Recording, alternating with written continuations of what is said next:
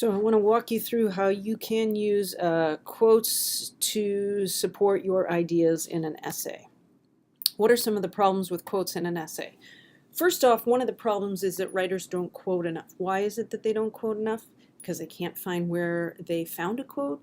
They think that it's just too much trouble to select a good quote, and you think to yourself, hey man, I know what I think and nobody else can say it as good as I can.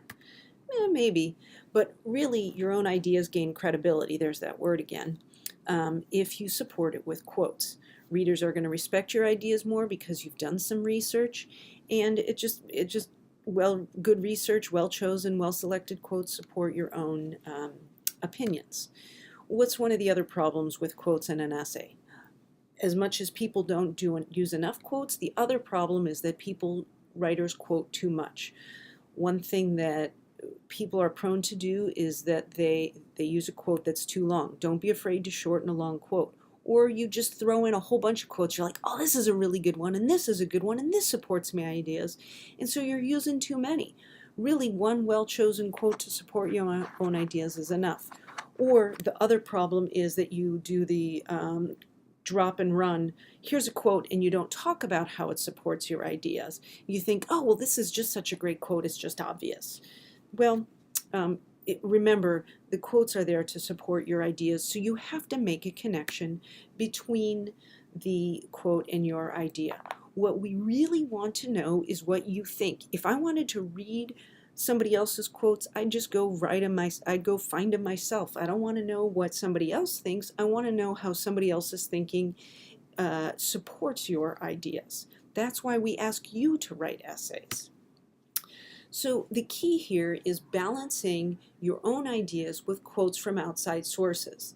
And really, the bulk of an essay should be your main thesis with supporting ideas that are yours, supported by outside sources. The outside sources are the small piece that support your sub-ideas, which support your main thesis. So what somebody else says has to be connected to what you say. There has to be a clear and obvious connection. Don't ever end a paragraph with a quote. You should always end a paragraph with your analysis commentary on the quote.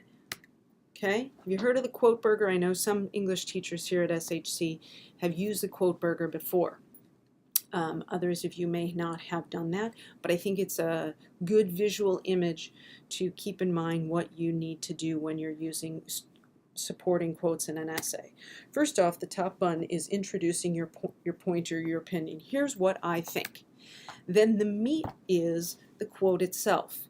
Quote can be a complete sentence, or it can be a part of a complete idea from another source. You can break up even the beginning of an end of a sentence with a little bit of commentary in the middle. There's lots of different examples as to how to get that meat quote in there. And then of course you end with your own commentary or analysis. Okay, you don't just restate the quote in your own words. Oh, well, what he said is this. No, that's not, the person who's reading the essay, whether it's a peer or it's me, I don't want to say don't assume we're idiot. We're not idiots, okay? So you don't have to restate it. You're connecting the quote back to what your idea is. Here's a little example. So let's say I'm talking about smartphones, or I'm writing about technology and how technology is, whatever the main idea of it is. But let's say I'm talking about what students need to succeed in the world, and one of the things is smartphones. And so I say, of the newest smartphones, Apple's iPhone 7 is the best available today. There's your top button, got the sesame seeds on there and everything. Then here's the research I went out and I did. Found something in Wired magazine. Now keep in mind this is a made-up quote. The improved camera redesign of the main structure and the vast improvements to Siri's AI machine behind the scenes makes the iPhone 7 the top of the market. That's the meat that is supporting the idea that the Apple iPhone 7 is the best available today. But that's not where I end, because remember, I have to connect it back to why I think that the Apple iPhone 7 is the best today. So here's the bottom bun. Have you ever had a hamburger without a bottom bun? What a mess. You gotta clean up your mess. You gotta say, hey, this is what I say. Most smartphone users have come to expect nothing but the most innovative and fastest phones from Apple, and the iPhone 7 does not disappoint. These features make the phone easier to use than ever, and along with the biggest smartphone camera on the market, Apple continues to be the go-to phone in the ever-crowded world of devices used to send ridiculous pictures to your friends in the middle of class when the teacher is dreadfully boring.